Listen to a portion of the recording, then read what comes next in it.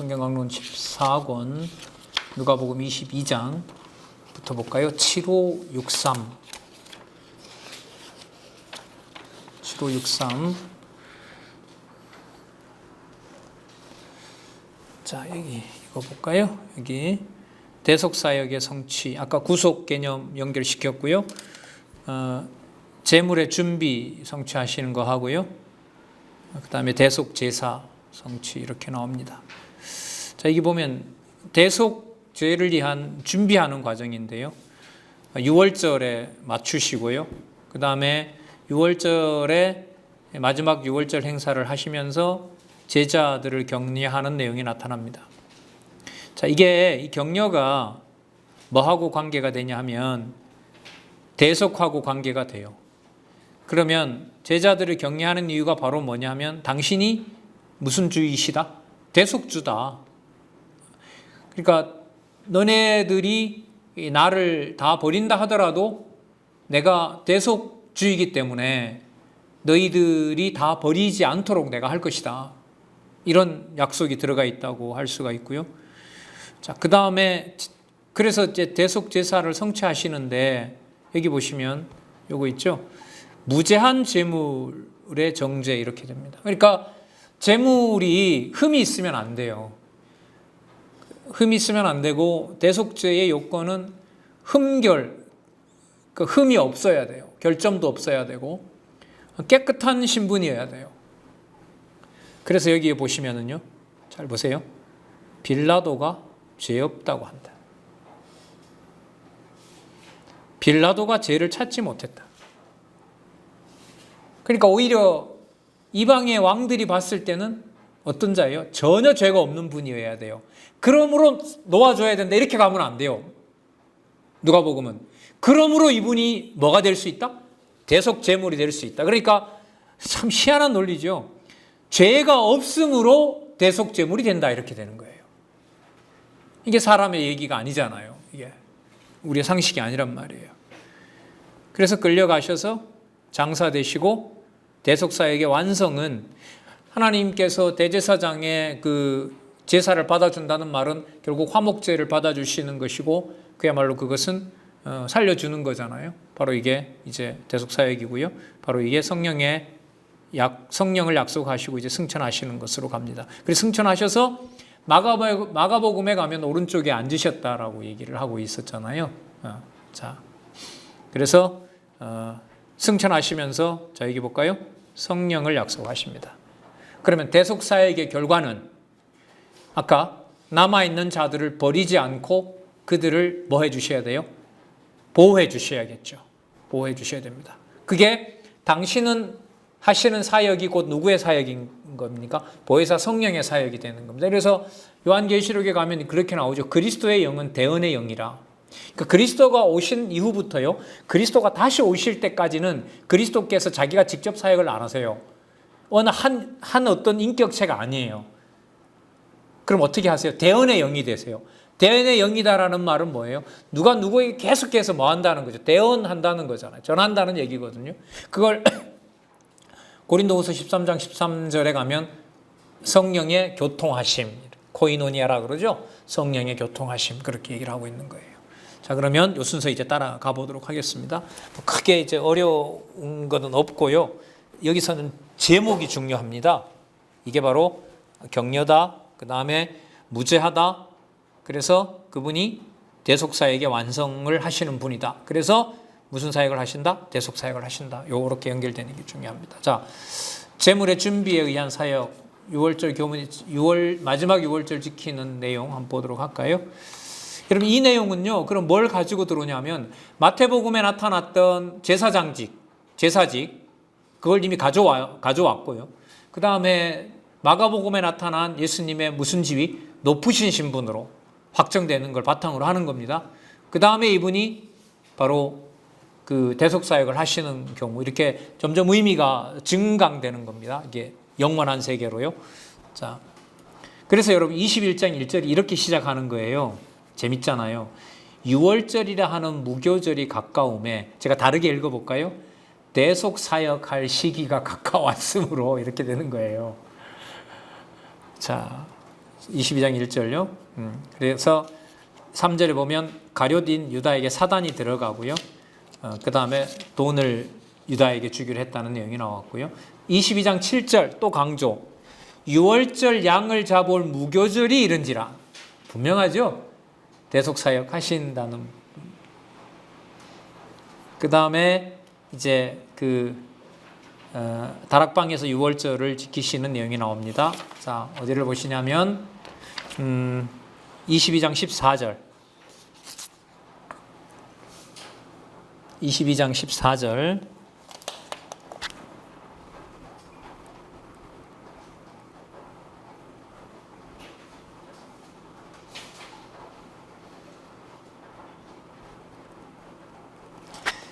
때가 이름에 연결되죠. 6월절 양을 잡을 무교절이 이른지라. 자, 14절 때가 이름에 예수께서 제자들과 함께 앉으사 이르시되 내가 고난을 받기 전에 너희와 함께 6월절 먹기를 원하고 원하였노라. 예수님이 너무너무 원하셨던 거예요.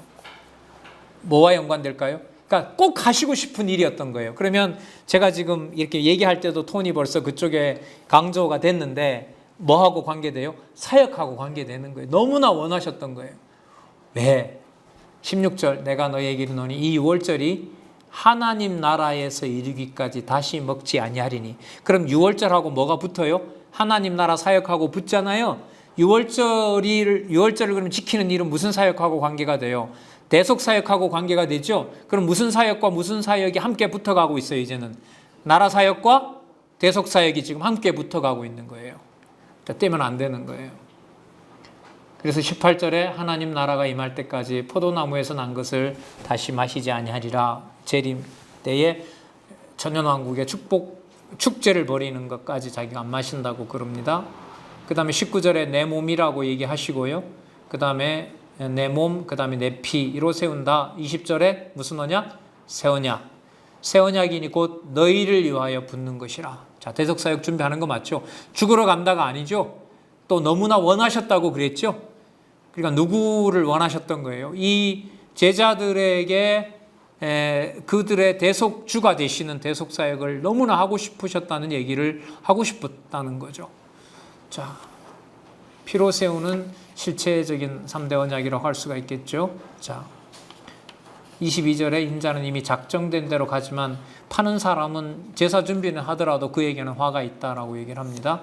자, 그 다음 최후로 제자들을 격려하는 내용이 나옵니다. 자, 제자들이 누가 큰 자냐고 다투니까요. 예수님께서 뭐라고 하시냐 하면 28절. 자,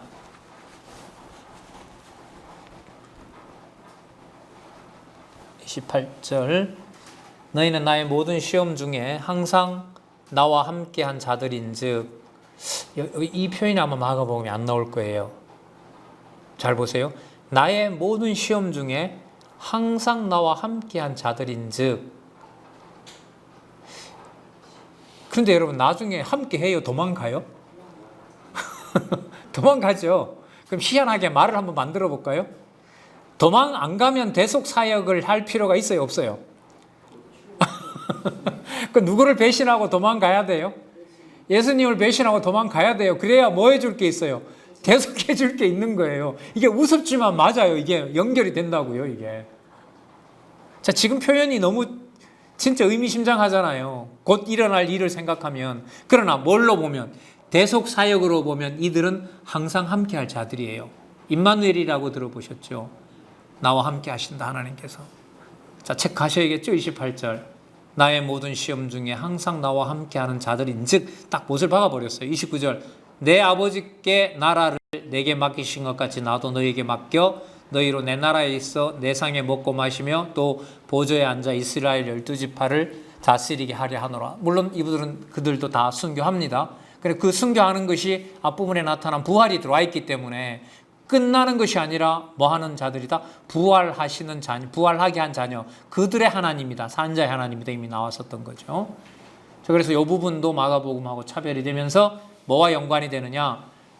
당신의 나라를 사도들에게 맡기려면, 그 나라 사역을 사도들도 하게 하려면 그 사도들이 뭐한 자여야 돼요? 하나님 나라의 적격한 자여야 돼요. 뭐 한다 하더라도, 버리고 도망간다 하더라도. 그래서 무슨 사역을 해주셔야 돼요?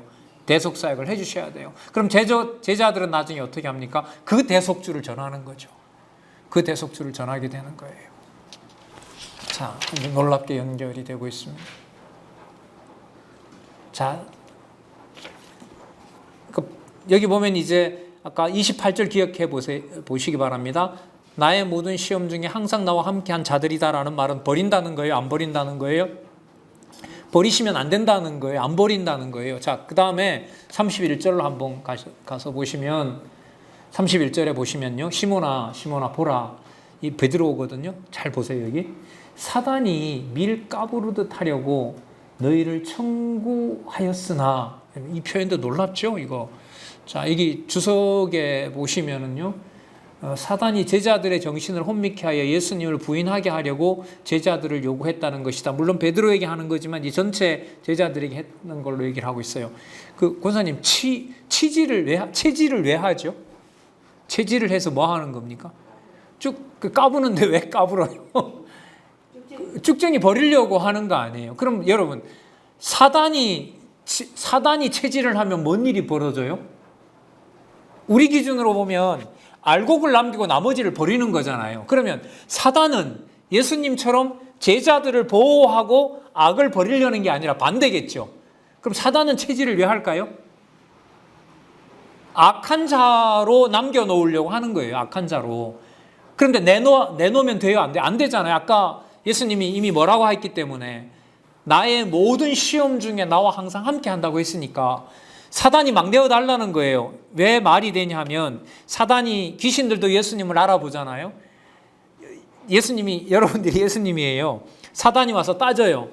예수님, 당신이 하나님 아들이 맞는데 당신이 3년 동안 데리고 다녔던 베드로가 배신했습니다. 저자를 왜 데리고 다녀야 됩니까? 그리고 가룟 유다 버리듯이 버려야 되고, 그 베드로의 한 행동으로 보면 그는 누구 자식이다? 내 자식이다. 내 자식이다. 그래서 누가 관리하겠다? 내가 관리하겠다. 라고 한다는 거예요, 사단이. 자, 32절에 보면, 그러나, 예수님이 희한한 설명해 주세요. 그러나, 내가 너를 위하여 내 믿음이 떨어지지 않기를 뭐 했다? 기도했다. 이게 대속사역하고 직결됩니까? 안 됩니까? 직결되는 거예요. 이게 마가복음에 나올까요? 안 나옵니다. 요한복음에 나올까요? 안 나옵니다. 이게 어디에만 나옵니까? 누가복음에만 나옵니다. 무슨 사역을 위해서? 대속사역에 맞춰져 있기 때문에. 당신처럼 언제 그래 공부하느냐, 시간도 없는데. 저도 모르겠어요. 그러나 이걸 이렇게 쉽게 볼 수는 없어요. 그건 분명해요. 대속사역 아니면 이걸 설명하기 어렵다. 그래, 개론 구조가 맞다. 이대로 간다. 기도하였노니 너는 돌이킨 후에, 그러니까 돌이킨 후라는 말은 뭐냐면 날 배신하고 갔다가 다시 돌아와서는, 이 말이에요. 내 형제를 뭐 하라? 굳게 하라. 왜? 내가 너와 함께 하니까. 근데 베드로가 무슨 소리를 그렇게 섭섭하게 하십니까? 주와 함께 오게도 죽는데도 가기를 준비하였나이다. 가라사대 베드로야, 내가 네게 말하노니 오늘 닭 울기 전에 네가 3번 나를 모른다 부인한다. 여러분, 대속사역을 하려면 베드로가 예수님 따라 같이 죽어야 돼요? 배신해야 돼요? 자, 그 다음에 배신해도 되는 이유를 아까 성경에서는 예수님이 뭐라고 얘기했어요? 내가 어떤 시험에서도 나와 함께 했다고 보증을 해버렸어요. 그러니까 순간 넘어질는지 몰라도 예수님을 버릴 자가 아닌 거예요. 베드로는 돌아오게 되어 있어요. 그러니까 여러분, 그런 거잖아요. 내가 가정교회에서부터 함께 할 수는 없지만 하나님께서 어떤 경로를 통하여 하나님의 말씀, 진리의 말씀으로 돌아오게 하려는지 모르는 거예요. 저는 남자애가 하나 있고 사나이가 하나 있는데 아주 긴 시간이 걸리더라고요. 이 기다리는 게 인내심을 갖고 기다린 게 아니라 거의 포기한 거죠. 한때는 그런 생각도 들어요. 그냥 육신의 부모로서 그냥 내 할 의무만 다 하자. 기대하지 말고. 보통 부모들 다 그렇게 생각하잖아요. 저라고 특별하겠어요? 어떤 요구도 하지 말고 그냥 내가 이것도 불신앙적입니다만은 내가 낳아놨으니까 내가 책임만 지자라고 하는 선에서 그냥 왜냐하면 내가 괴로우니까요. 그런데 이제 하나님께서 서서히 회복하시거든요. 또 어떤 방향으로 뭐 얼만큼 또 어떤 방향으로 갈지 저는 모르죠. 누가 알겠습니까? 그러나 여러분 지금 대속사역과 관련해서 베드로의 하는 행동으로 보면 우리 상상으로 함부로 짐작하면 된다 안 된다? 안 된다. 함부로 상상하면 안 되는 거예요. 이 말이 쉬워 가정교회지 진짜 여러분 우리 마음대로 안 되잖아요. 할 수도 없는 거고. 근데 나중에 로마서 사도행전 로마서 그 뒤로 넘어가면 하시더라고요. 말씀드렸지만 요한 1, 2, 3서도 가정교회로 끝나지 않습니까? 사실 바탕이니까요. 그게 또 실체적 언약 자손 땅 통치가 바로 거기니까요. 거기서부터 시작하는 거니까요. 자, 그다음 요거 이거 이렇게 예 감사합니다. 여기가 마지막이어서 안 땡겨져요. 이걸 넓히면 돼요. 예 감사합니다. 알려주세요. 자 됐죠? 예. 이렇게 하시면 됩니다. 자, 예. 자 구절 보시고 본문 보시고 이러면 됩니다. 그런데 예수님 재밌는 말씀하세요. 자 베드로가 배신하고 도망갈 거라면 칼 가지고 와라라는 말 할 필요가 있어요, 없어요? 베드로가 도망간단 말이에요. 베드로가 도망가요, 결국은. 자, 죄송합니다. 놈이면 너 가서 칼 준비해와라 이런 말, 칼 준비해오란 말은 누구 보호해달라는 거예요? 예수님 보호해달라 이거 아니에요, 지금. 그 다음 사건이 이게 나오는 거예요, 지금 성경 본문이. 자, 성경 안 보면 이건 풀 수 없어요. 성경이 해답을 해줘야 되죠. 왜 그러냐 하면 예수님이 깡패처럼 취급을 당해야 돼요. 그러니까 누가 뭘 가져온 것처럼 대제사장들과 서기관들이 대제사장들과 헤롯이 그 대제사장들이 보낸 자들이 로마 군인과 그 병정들과 함께 쇠뭉치와 칼과 창을 가지고 온 것처럼 예수님도 칼을 가진 자가 옆에 있어서 예수님도 똑같은 자처럼 취급받아야 된다는 거예요. 그게 성경에 기록되어 있다는 거예요. 37절 보시기 바랍니다. 내가 너희에게 말하노니 기록된 바 저는 불법자의 동류로 여김을 받았다 한 말이 내게 이루어져야 하리라. 그러니까 예수도 뭘 가지고 하더라? 칼 가지고 그 옆에 있는 자들이 설치더라. 이런 오해를 받아야 된다는 거예요. 철저하게 이루어지는 거죠. 그러면서 내게 관한 일이 이루어 가민이라 라고 얘기를 해요. 그랬더니 제자들이 선생님 여기 2자루가 있습니다. 2자루면 되겠습니까? 이랬더니 족하다 됐다. 이 1자루를 누가 써요? 베드로가 여러분 칼로. 참 이것도 재밌는데요. 그 말고의 길을 자르렸던 그 용기로 보면 까짓거 뭐 이래 살다 저래 살다 갈판인데 어디까지 가서 대제사장한테 가서 비자가 그럴 때 그 여자 종이잖아요. 여자 종을 뭐라 부르죠? 놈이라 안 그러고 뭐라 그럽니까? 종놈이고요. 여자는 종. 예, 막 그냥 밀쳐버리고 아까 그 용기처럼 칼을 가지고 뭐예요? 대제사장한테 달려들어서 그러지 말라고 장렬하게 싸우다 죽으면 얼마나 멋있어요. 예, 그건 상상인 거고요. 예수님께서는 지금 이게 당신께서 대속 사역을 하는데 잘 보세요. 대속 사역을 하는데 무슨 취급을 받아야 돼요? 똑같은 깡패처럼 무장한 군인들, 불법자들처럼 본인이 대접을 받아야 되는 거예요. 무죄한 자이지만 이걸 어떻게 설명을 하겠어요? 근데 구약에 그러니까 약속이 되어 있는 거죠. 그가 대속 사역을 할 대속주라면은 무슨 취급을 꼭 받아야 된다? 불법자의 동류처럼, 강도처럼, 도적대처럼 그렇게 취급을 받아야 된다는 겁니다.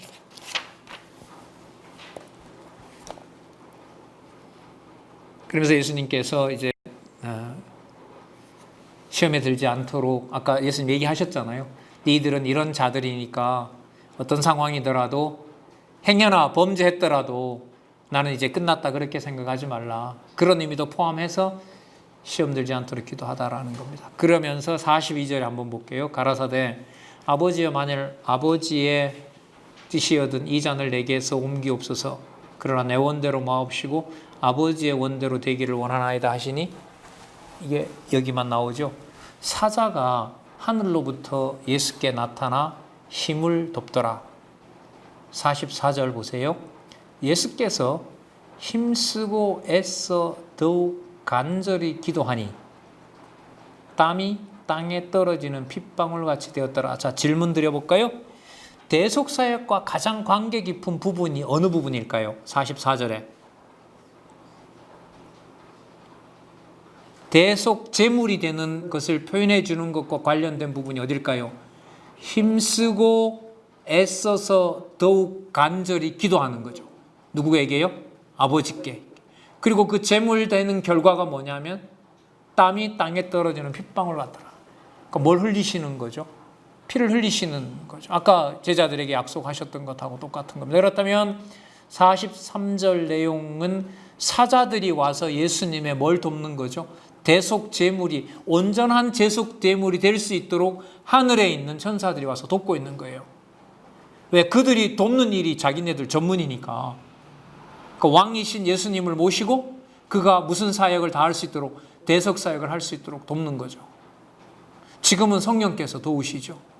성령께서 도우신다고 예수님께서 약속해 주셨잖아요.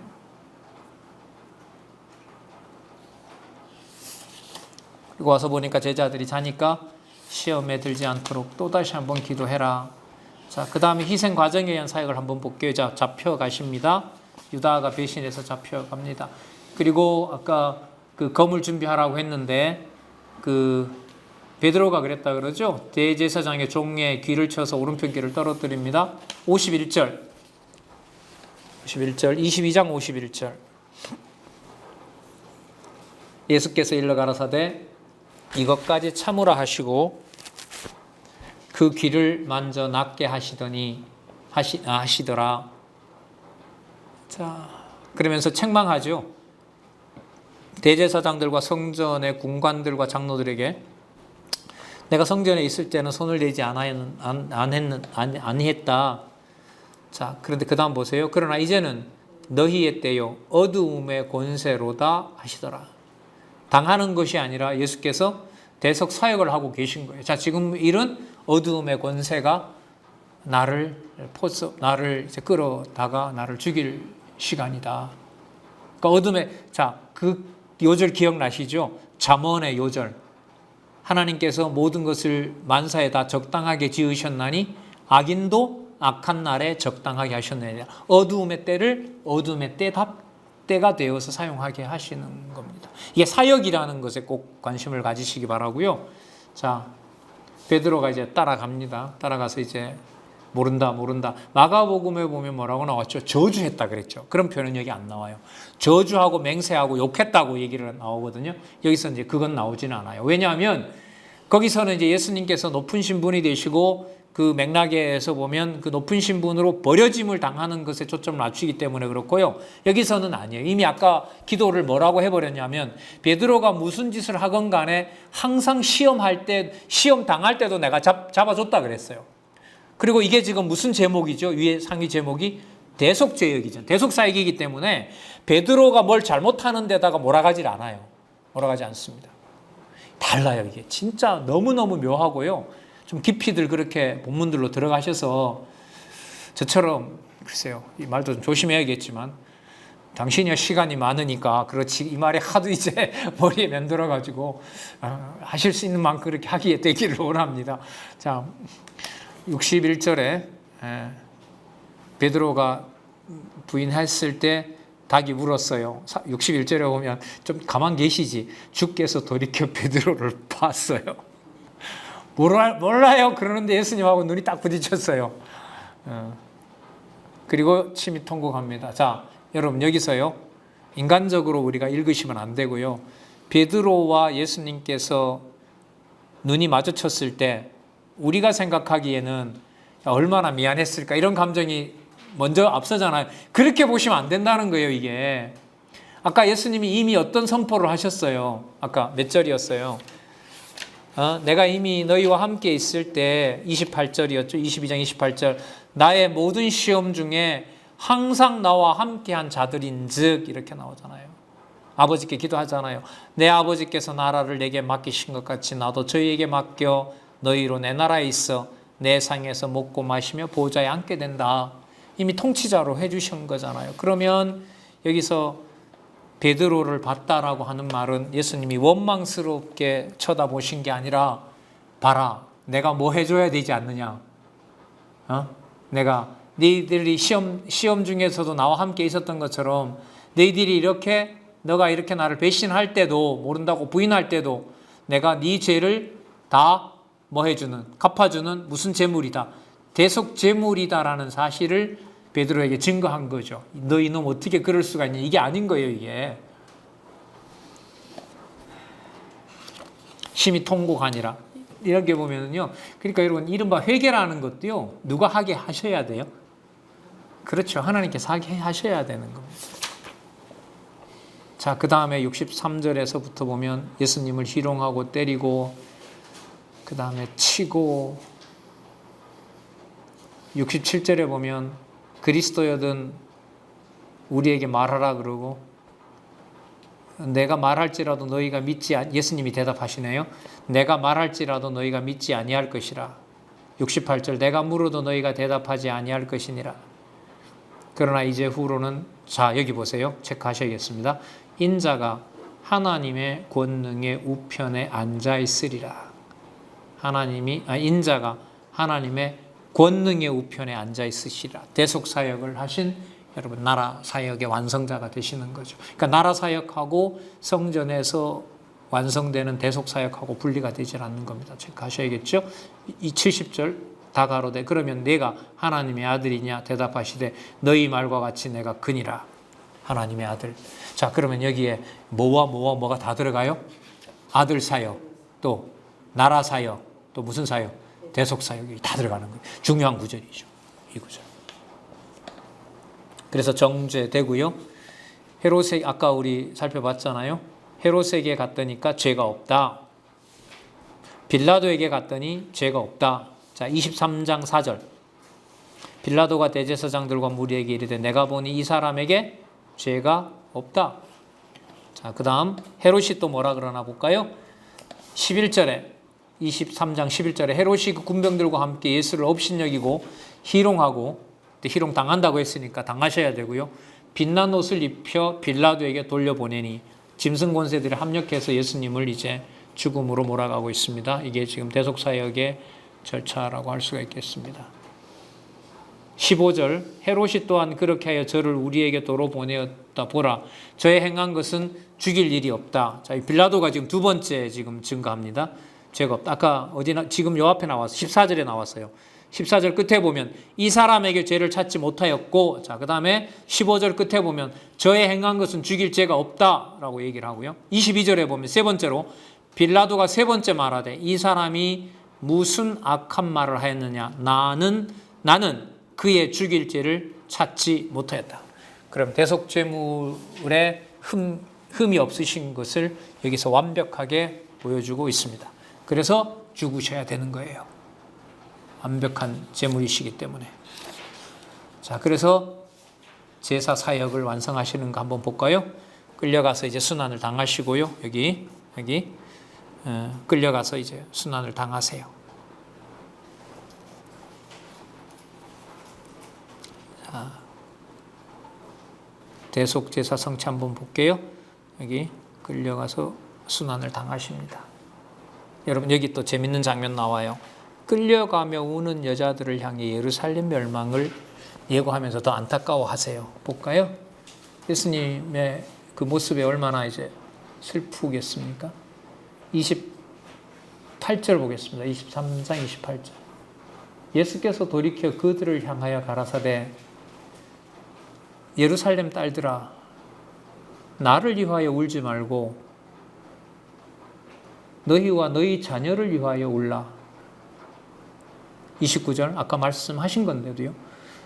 그날이 되면 예루살렘 멸망 때를 말하는 거겠죠. 수태 못한 이와 해산하지 못한 배와 먹이지 못한 젖이 복이 있도다.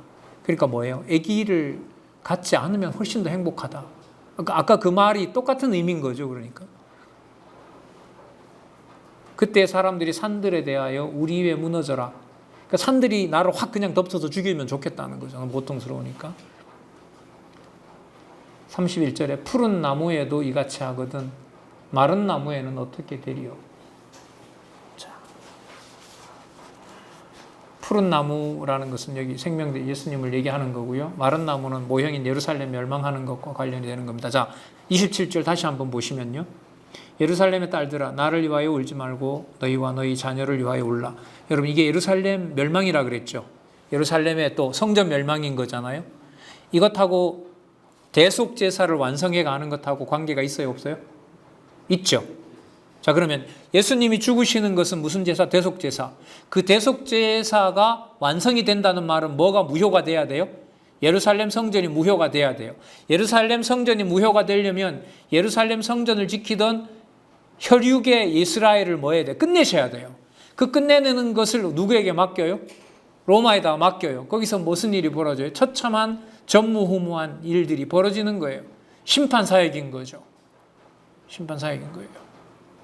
자, 그 다음에 십자가에 못 박히시며 옷을 나눠 가지면서 하시는데, 자, 옷을 나눠 갖게 하고 그런 어떤 그 희롱을 당하잖아요. 이 로마 군인들에 의해서. 자, 근데 34절 보시기 바랍니다.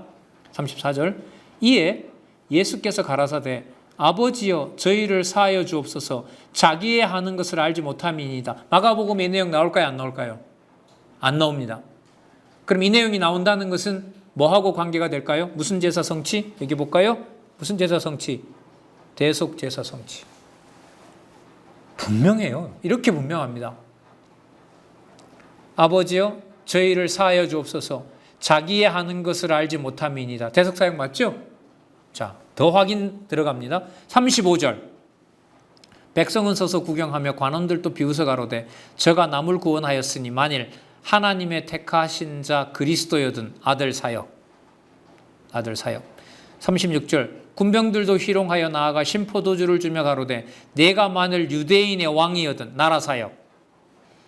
내가 너를 구원하라 하더라. 그의 위에 유대인의 왕이라는 패를 썼더라. 무슨 사역? 나라 사역. 자, 무슨 사역 다 나왔습니까? 대속 사역. 그 다음 그리스도로서 아들 사역. 35절. 그 다음에 유대인의 왕 무슨 사역? 나라 사역. 여기 사역이 다 나온 거예요. 이게 매우 중요한 부분이에요. 이 부분이. 그러면 여러분 연결이 될 거예요. 여러분 요거 다음에 다른 어디에도 안 나오는 두 강도 중에 하나가 낙원에 갑니다. 뭐하고 관계 있어요? 34절에 이 내용하고 관계가 있는 거예요. 그러니까 그 대속사역이 완벽한 증거가 뭐냐 하면 죄송합니다. 어떤 놈도 천국에 보낼 수 있다는 거예요. 강도라는 놈도. 강도라고 하더라도 어디에 보낼 수 있다? 하늘나라에 보낼 수 있는 무슨 사역을 하신 것이다? 대속사역을 하신 것이다. 전 이거에 보이고요. 성경 이거 성경신학 그냥 대충 봐서는 안 되겠구나라는 몇 가지 충격 중에 하나가요. 바로 이 부분이었어요. 여기 강도 하나가 왜 천국에 가는 일이 나와 있지? 그래서 제가 말씀드렸잖아요. 신학교 가서 그 교수님들하고 앉아하고 학생들하고 앉아 하는데 그랬더니 어떤 한 목사님이 해석을 그래 하더라고요. 마태복음에까지 나왔고 그 사이에 회개했기 때문에 천국 보냈다. 그거 어디 나오냐고. 아주 그 연결을 기가 막히게 시키더라고요. 우선 그런 내용 안 나옵니다. 기록 목적이 다릅니다. 기록 목적이.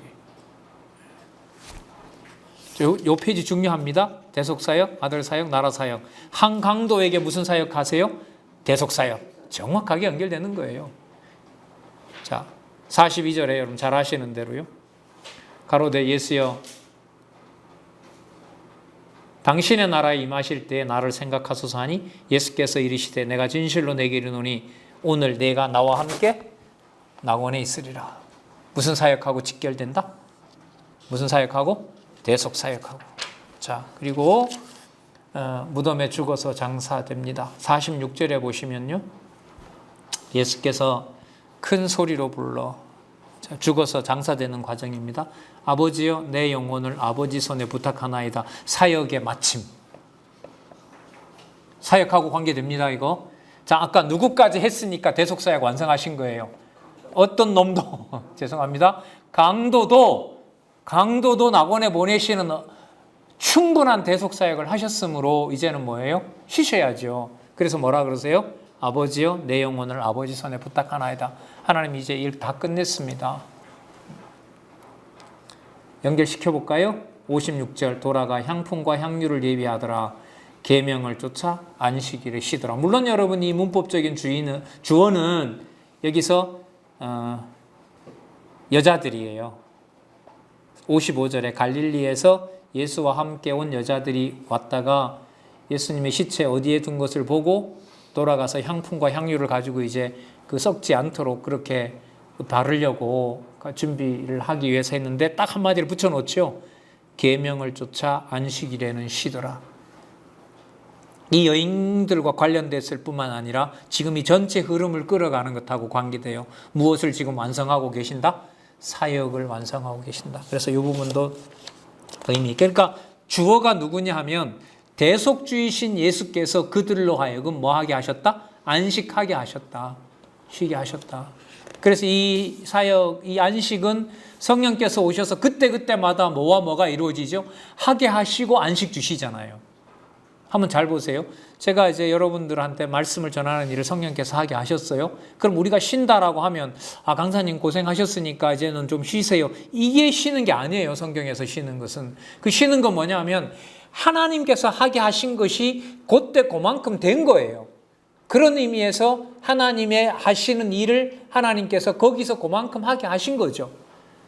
그렇지 뭔가를 해놓고 하나님은 일을 하게 하고 나는 쉬고 이런 개념이 아니란 말이죠. 예.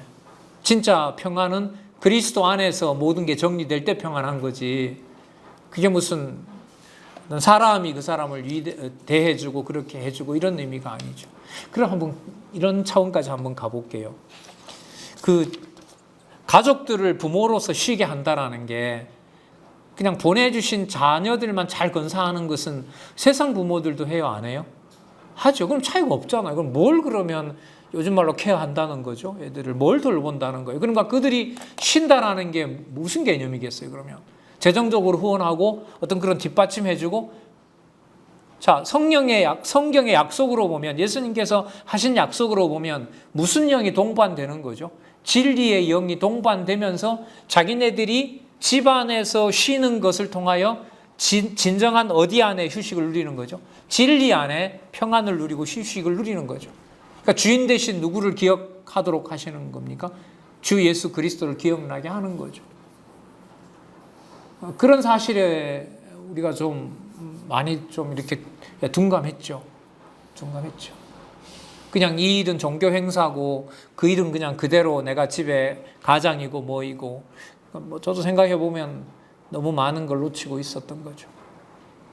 모르겠습니다. 앞으로 이제 그 좀 우리가 아직은 얘기할 수 있는 그것도 기력이 어느 정도는 있는 세대니까요.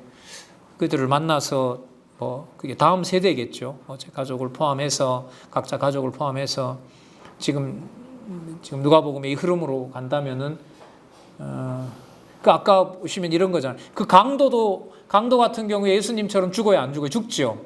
근데 죽는데 여러분 결국은 낙원에 가게 되니까 뭐 하게 된 거죠? 세상에 진짜 집 내려놓고 낙원에 가서 뭐 하는 겁니까? 쉬는 거 아니에요.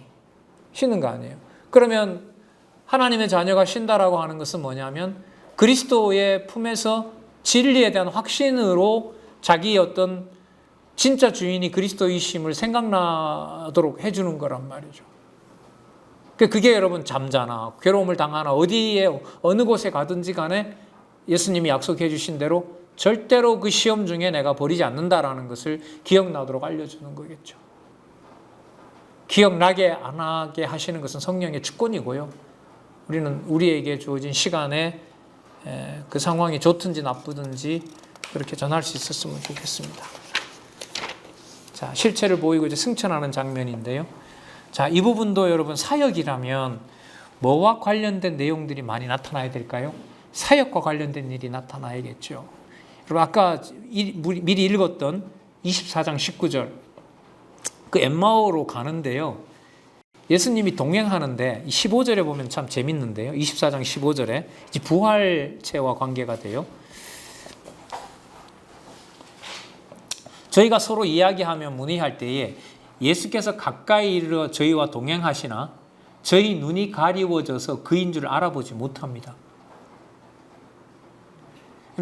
이런 거죠. 예수님이 지금 부활하셔서 우리 앞에 왔는데 그 모습이 그냥 이 집사님처럼 보여가지고 저분이 누구다? 랍비요. 예수 그리스도라는 걸 상상도 못하는 거예요. 이게 부활체예요. 근데 예수님은 분명히 약속하셨죠. 내가 몰래 다닌다 이게 아니고 보혜사 성령을 보낸다고 하셨으니까 보혜사 성령이 지금 함께 하시는 거란 말이죠. 자, 아주 생각을 좀 해봐야 될 부분이기도 하고요. 19절에 가라사대 무슨 일이뇨? 가로되 나사렛 예수의 일이니 그는 지금 예수님이 물었어요. 예수님인 줄 모르고 이 사람들은 대답하는 거예요. 예루살렘에 뭔 일이 있었느냐라고 물었어요. 예수님이. 자, 그러면서 얘기를 하는 거예요. 그는 하나님과 모든 백성 앞에서 말과 일에 능하신 선지자. 여러분 이게 사역이잖아요. 체크하셔야겠죠? 모든 백성 앞에서 말과 일에 능하신 선지자로 20절에 사형 판결을 넘겨주어 십자가에 못 박았느니라. 21절 답 나오죠? 우리는 이 사람이 누구다? 이스라엘을 구속할 자라고 바랐노라. 아까 요절하고도 관계 있잖아요. 자, 이 사람들이 알아봤어요. 그리고 이틀인가 같이 유하죠. 자, 25절 가라사대 미련하고 선지자들의 말한 모든 것을 마음에 더디 믿는 자들아. 제자들이 안 믿었잖아요. 그리스도가 이런 고난을 받고 자기 영광에 들어가야 할 것이 아니냐 하시고 이에 27절 보세요. 모세와 및 모든 선지자의 글로 시작하여 모든 성경에 쓴 바 자기에 관한 것을 자세히 설명하니라. 누가복음은 예수님께서 부활하시고 승천할 때까지 모든 기간을 어디에다 맞춘다고요? 성경 강론하신 것에 맞춥니다. 왜? 장차 누가 와서 할 일이니까요. 누가 와서? 성령께서 할 일이니까요. 그러니까 진리 선포가 아닌 건 교회가 아닌 거예요. 너무나 명확합니다. 누가복음 이 뒷부분에 이런 놀라운 비밀이 진짜 숨겨져 있는지 몰랐어요. 저도 잘. 자, 31절 또 볼까요? 저희 눈이 밝아져 그인 줄 알아보더니 예수는 저희에게 보이지 아니하시는지라. 봤는데 예수님 또 사라져 버리시는 거예요. 그럼 여러분 사라져 버렸으니까 없는 건가요? 계신 거죠. 성령이 오셔서 뭐 하시는 거예요? 말씀을 생각나게 하는 거죠. 우리도 한 달에 한 번 이게 생각나게 하는 거죠, 각자. 자, 32절 저희가 서로 말하되 길에서 우리에게 말씀하시고 우리에게 성경을 풀어주실 때에 우리 속에 마음이 뜨겁지 아니하냐. 마음 뜨거운 건 성령께서 하실 때 진정으로 뜨거운 거죠.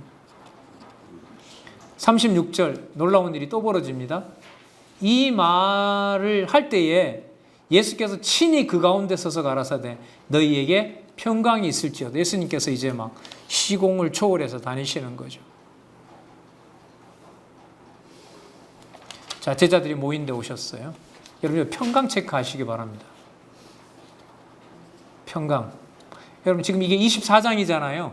부활하셨잖아요. 예수님 태어나셨을 때도 천사들이 뭐라고 불렀다고요? 지극히 높은 곳에서는 하나님께 영광이요 땅에서는 기뻐하심을 입은 사람들에게 뭐로다? 평화로다. 이거거든요. 1장 79절 제가 찾아왔어요. 1장 79절을 36절 옆에다가 메모하시기 바랍니다. 1장 79절 그 다음에 2장 14절 똑같은 거예요. 이게 예수님이 잉태되셨을 때 아들 사역을 하시잖아요. 그래서 제가 그때 그런 질문 했잖아요. 1번 세례 요한이 예수님을 찬양했다. 2번 예수께서 세례 요한으로 하여금 메시아임을 보고 찬양하게 하셨다. 2번이라고 그때 얘기하셨잖아요. 왜? 사역이기 때문에. 자, 요 평강이라는 개념 매우 중요합니다. 그래서 여러분 바울 서신에 보면 또 서신서에 보면 뭐와 뭐가 항상 나오죠? 은혜와 평강. 바로 이거예요, 평강. 그러니까 평강은 부활을 염두에 두고 같이 생각해 보셔야 돼요.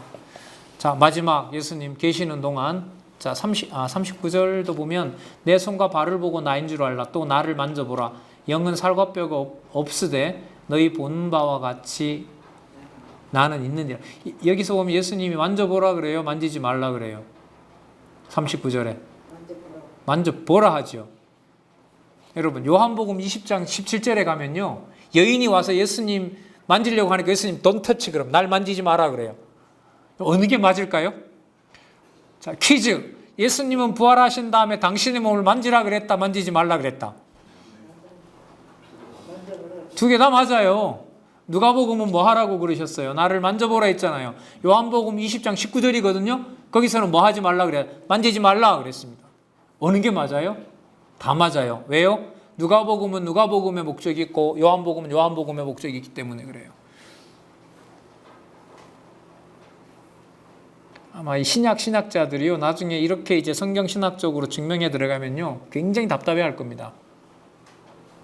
여러 사람들이 이루는 머리에 복잡한데, 뭐가 바탕이 안 돼요? 성경이 풀리지 않는 성경 구절들이 머릿속에 혼재 있단 말이에요. 근데 우리는 이 상황을 지금 우리는 선명하게 지금 밝혀나가고 있습니다. 왜 만져보라 그랬을까요? 누가복음에서는? 구체적인 대속 사역을 하신 거니까. 이게 만약에 그림자면은요, 적그리스도가 돼요. 적그리스도는 어떤 자가 적그리스도죠? 육으로 오신 것을 부인하는 자. 그럼 대속 사역이 그냥 환상으로 온 게 아니라 실제로 뭐 하신 것이다. 죽으시고 십자가에 못 박히셨고 손에 못자국과 창자국이 있다는 것을 확인시켜 준 거죠. 대속 사역을 완성하셨다는 겁니다, 이번에. 자, 마지막 사역을 또 성경 가르치는 일로 하시죠. 45절, 이에 저희 마음을 열어 성경을 깨닫게 하시고 또 이르시되 이같이 그리스도가 고난을 받고 제사함의 일에 죽은 자 가운데서 살아날 것과 또 그의 이름으로 제사함을 얻게 하는 회개가 예루살렘으로부터 시작하여 모든 족속에게 전파될 것이 기록되었으니 너희는 이 모든 일의 증인이라. 볼지어다 내가 내 아버지의 약속하신 것을 너희에게 보내리니. 사역이 계속 이어진다 아니면 끝난다? 계속 이어진다. 계속 할 거다. 그래서 여러분 이러한 예수님의 사역을 천상사역이라고 그럽니다. 하늘에서 하신다고. 성령께서는 또 내주하셔서 하시는 일이라고 지상사역이라 이렇게 이해하는데요. 어쨌든 그 일은 통일이 되어 있습니다. 49절, 볼지어다 내가 내 아버지의 약속하신 것을 너희에게 보내리니 너희는 위로부터 능력을 입히올 때까지 이 성에 유하라 하시니라. 예수께서 저희를 데리고 베다니아까지 나가사 손을 들어 저희에게 축복하시더니 축복하실 때에 저희를 떠나 하늘로 올리우시니 저희가 그에게 경배하고 큰 기쁨으로 예루살렘에 돌아가 늘 성전에 있어 하나님을 찬송하니라. 사실 뭐 오순절 성령 임한 것은 사도행 이름은 마가의 다락방이라고 하는데요. 여기 왜 성전 얘기가 나왔죠? 예수님이 얼마 전에 성전에서 뭐 하셨어요? 성경 가르쳤잖아요. 그러면 성전에 가서 여기서 하나님을 찬송했다라는 말은 뭘 기억하고 있을 거예요? 예수님께서 풀어 가르쳐 주신 말과 예수님께서 곧 누구를 보낸다? 성령을 보냈다고. 오순절에 오니까요. 오순은 49일 지나면 50일째 오는 거 아니에요. 그게 오순절이니까. 그 오순절 예수님이 또 40일 계셨으니까 앞으로 열흘밖에 안 남은 거죠. 곧 이제 성령이 오니까 바로 그것을 준비하면서 지금 제가 봤을 때는 이 사역은 대속 사역의 마지막은 성령을 약속하시면서 무엇을 깨닫게 하는? 성경을 깨닫게 하는 사역으로 마무리가 된다. 성경에. 그러면 여러분 요한복음으로 가면 성경과 관련해서 예수님의 모든 가르침은 땅에 속한 차원으로 얘기를 할까요? 하나님 나라 사역, 심판까지 다 얘기하셨기 때문에 하늘에 속한 일에다가 맞출까요? 하늘에 속한 일에다 맞춥니다, 여러분. 그래서요. 자, 미리 말씀을 드리고 잠시 쉬고 마지막 시간 보내겠습니다. 여기 이거 있죠, 여러분.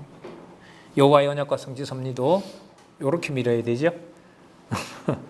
예, 여호와의 언약과 성지 섭리도.